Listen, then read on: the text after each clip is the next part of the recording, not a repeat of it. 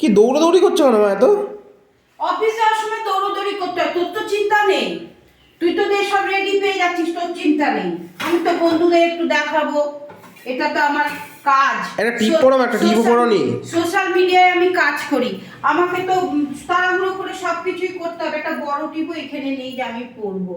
আজ বন্ধুরাই দেখো ছোট টিপি পড়লাম, কেমন লাগছে একটু বলো। আমি সোশ্যাল মিডিয়ায় কাজ করি, আমাকে আর তুই অফিস যাবি, আমাকে সব সারতে হবে না। বন্ধুরা দেখে নেবে আজকে, দেখে নাও আজকে কি কি আমি রান্না করেছি। আমি করেছি এইরকম ঘুষো চিংড়ির বড়া করেছি, এইরকম ঘুষো চিংড়ির বড়া, ধনেপাতা, কাঁচা লঙ্কা, পেঁয়াজ দিয়ে আমি এই বড়া করেছি। আর করেছি এই রকম লাউ রান্না করেছি আমি, বড়ি দিয়ে ধনেপাতা দিয়ে আমি লাউ রান্না করেছি।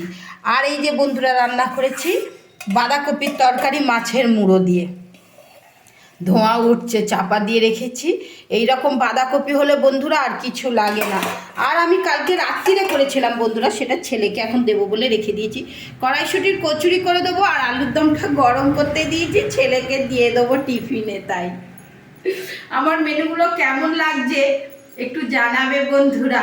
আর আমার পেজে যদি নতুন হও, যদি তোমরা ফেসবুক থেকে দেখো, আমাকে ফলো করে দিও।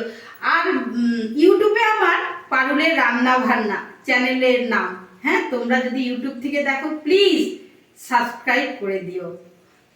এটা তোমাদের কাছে আমার অনুরোধ। সবাই খুব ভালো থেকো, আমার এরমভাবে সঙ্গে আছো, অনেক অসংখ্য ধন্যবাদ তোমাদের আমাকে এতটা ভালোবাসা দেওয়ার জন্য।